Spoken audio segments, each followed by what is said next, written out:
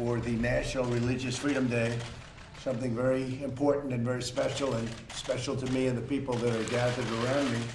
This afternoon, we're proudly announcing historic steps to protect the First Amendment right to pray in public schools. So you have the right to pray, and that's a very important and powerful right. There's nothing more important than that, I would say. We're joined by the Secretary of Education, Betsy DeVos, Deputy Attorney General Jeffrey Rosen, and students and advocates from across America. And advocates they were. They've been calling and writing by the thousands, and you're representing that large group of people. In a sacred principle of our republic that government must never stand between the people and God. Yet in public schools around the country, authorities are stopping students and teachers from praying, sharing their faith, or following their religious beliefs. It is totally unacceptable. You see it on the football field. You see it so many times where they're stopped from praying, and we are doing something to stop that.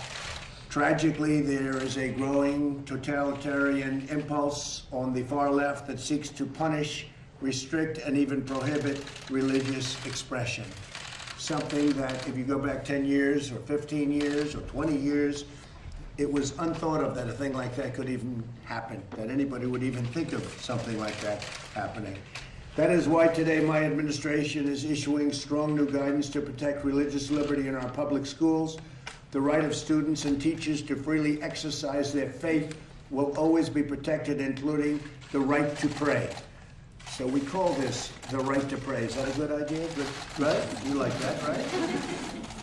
9 federal agencies are also proposing new rules to roll back discriminatory regulations. So we have rules to roll back discriminatory regulations on religious service organizations.